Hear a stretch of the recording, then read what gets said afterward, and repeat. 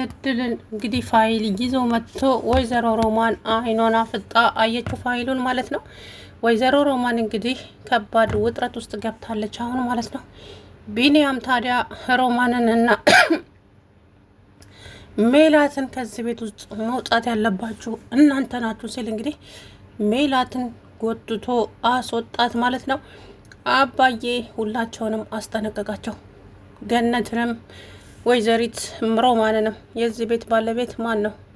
እሷ ምንድናት? ለምንስ ነው ልጅቷን የምታሰቃያት? ሰው የላትም ብላችሁ ነው እንዴ? እኔ ያለውላት ሲል እንግዲህ አባዬ በቁጣ ገለጸ ማለት ነው።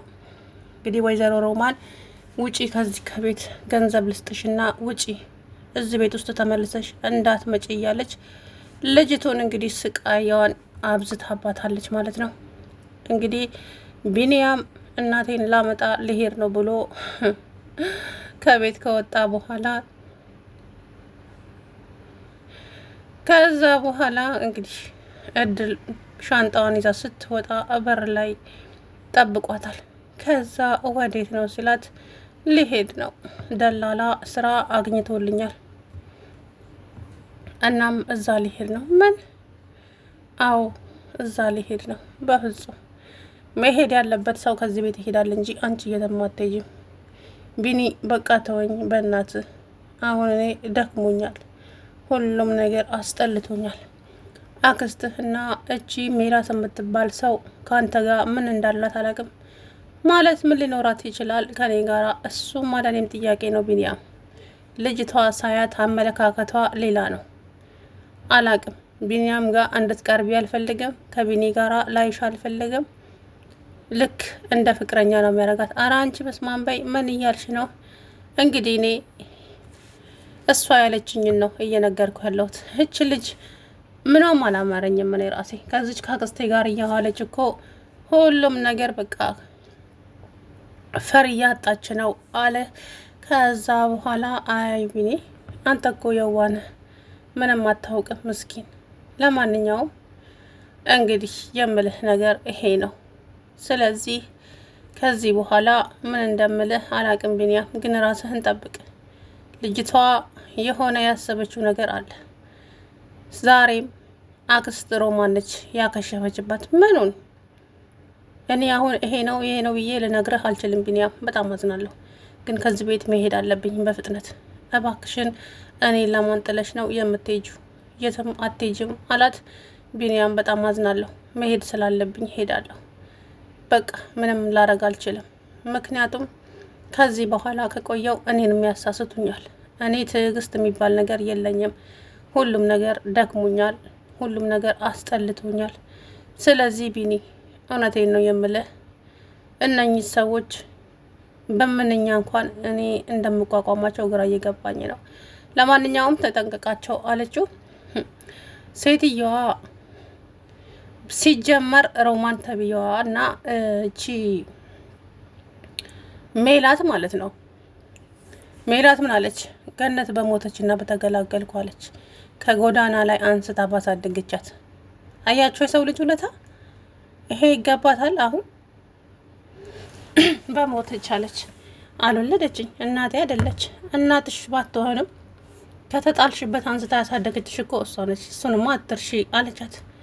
ብልግናዋ ማለት ነው። ብልግናዋ አይን ያጣ። ምን ልበላችሁ፣ ምን ብዬ ስልንገራችሁ? የእሷን ነገር ብቻ ተገር ነው ይብሰል። ታዲያ እች ልጅማ ዋጋውን ማግኘት አለባት እንጂ እነዚህ ዝም ብዬ ማየት አልችልም። ስለዚህ የነኝህ ሰዎች ሴራ ዝም ብዬ እስቲ ሊያው። ከዛ በኋላ እንግዲህ ገንዘብ በአካውንትሽ ላስገባልሽ አለቻት እድልን። ከዛ አመሰግናለሁ፣ አልፈልግም፣ ለራስሽ ተጠቀሚው ገንዘብሽን አለቻት እድል። አንቺ ግን ጥጋብሽ እንዴት ነው? እንኳንም ጠገብኳ አበላሽኝ እንዴ? ከዛም ቢኒያም እንግዲህ አክስቱን ሰለቸሽን፣ በቃ ስልችት እስጥልት ነው ያደረግሽን። ለምን አትሄጂም? ቤት አለሽ አይደል? ወይ ስራ ስሪ። 24 ሰዓት ሙሉ እዚህ ተጎልተሽ ያለ ስራ ምንድን ነው እሱ? ከዛ በኋላ እኔ ምን ይሰራልኛል ስራ? አንተ የምትሰራው ይበቃል እንዴ? እኔ የምሰራው እኮ ለራሴ ነው። አንቺ ነው እንዴ? ለእኔም ይሆናል። ማነሽ? ምንድነሽ ብዬ ለእኔ የገኒስ ይበቃኛል። ስለዚህ አንተ ምንም ነገር በስም ማድረግ አትፈልግም እንዴ? ድርጅቱ እኮ በእኔ ስም ነው፣ በአንተ ስም አይደለም፣ በገነት ስም ነው። እኔ ምልሽ ቆይ ምንድን ነው የምትፈልጊው አንቺ? ሀሳብሽ ምንድን ነው? ምንም። አይ የሆነ ያሰብሽው ነገርማ አለ። ምክንያቱም ደግሞ የውስጤ የሆነ ነገር እያለኝ ነው። ምን ይመስለኛል? እህትሽን አትወጃትም። እናም እሷ ቁልቁል እንድትሄድ ነው የምትፈልጊው ባገኘሽው አጋጣሚ አይደል? ኧረ አንተ ተው እንጂ እንደዚህ አትበል። እናትህ እኮ ነኝ። ተይ እባክሽን። ከዛ እናት ብትመጣ ምን ታደርጋለህ? የማን እናት? እናት አለኝ እንዴ? እናቴ እኮ ገነት ናት።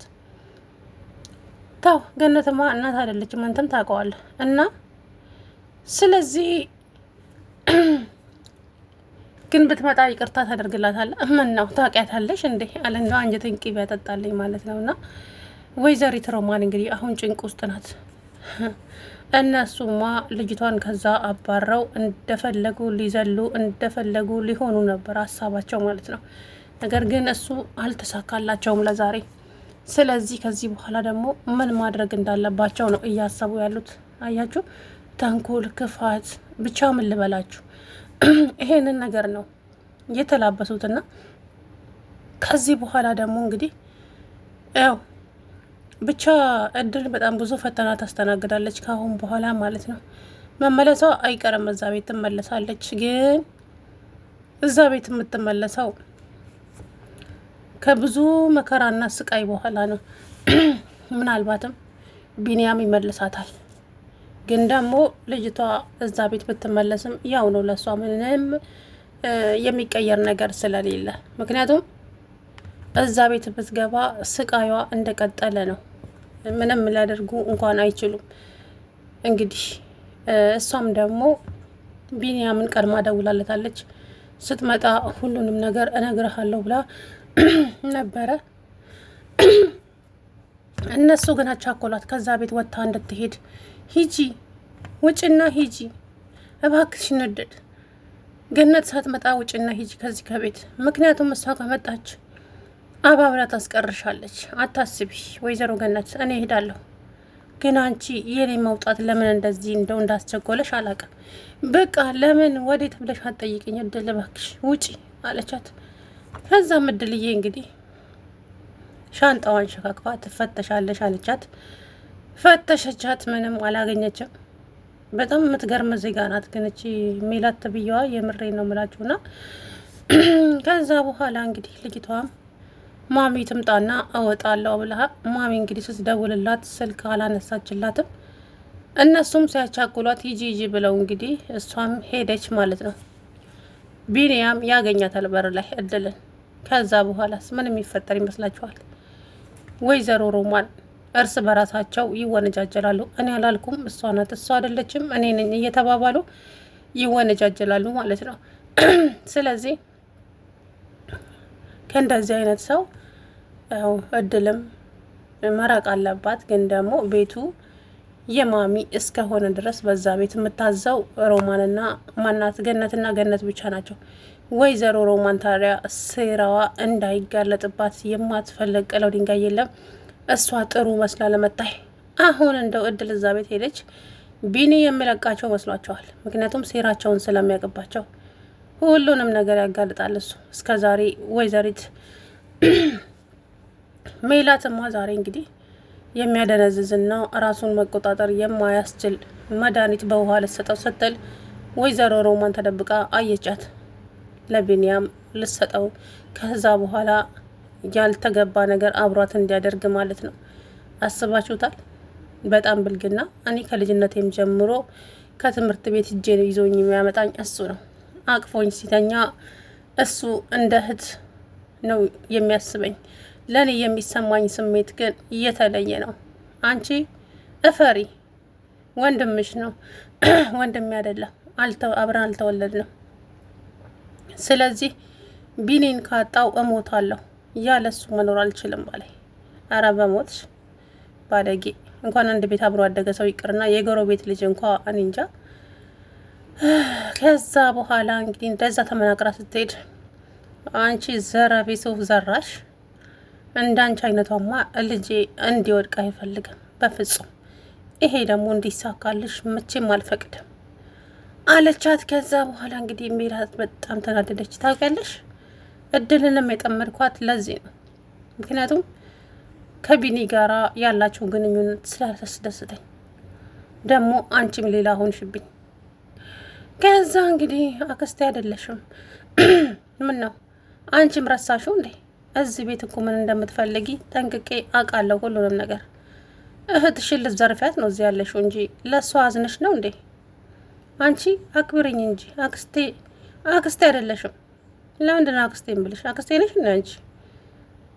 ከዛ በኋላ እንግዲህ ወይዘሮ ሮማን በጣም ተናደደች ና ወይዘሮ ሜላት እመኘኝ እሰራልሻለሁ። እኔ ሮማን አይደለሁም። በፍቅር ስትይዥኝ በፍቅር እያዘልሻለሁ። እምቢ ካልሽ ግን ከኔ ባሰ ተንኮለኛ እንደሌለ ነው የማሳይሽ። እመኘኝ ብላ እንግዲህ ዛቻዋን ቀጠለች ማለት ነው ወይዘሮ ሮማን። እንግዲህ የሰው ልጅ ተንኮሉ ይሄ ነው። ለምን እንደዚህ እንዳስፈለገ ለምንስ እንደዚህ እንደምታደርግ የምሬ ነው። በጣም ይገርማል። ምን አይነት ብልግና እንደሆነ አላቅም። ዞሮ እንግዲህ ከዚህ በኋላስ ምን አይነት ነገር እንደሚመጣ እድልስ እንዴት ነው የምትሆነው የሚለው ለእኔም ጥያቄ ነው። እድልዬ እንግዲህ ከዛ ቤት ከወጣች ወይና አባዬ ቤት ነው የምትሄደው ወይ ደላላ ቤት ትገባለች። ከደላላ ቤት ደግሞ እንግዲህ ለቢኔ ትደውልና ሰው ቤት ገብቻለሁ ካለችው እሱም በጣም ያዝናል ማለት ነው። ምክንያቱም በጣም ስለሚወዳት እንግዲህ ወይዘሮ ሮማን ጉዷ በቅርቡ እንደሚጋለጥም ምንም አልጠራጠርም።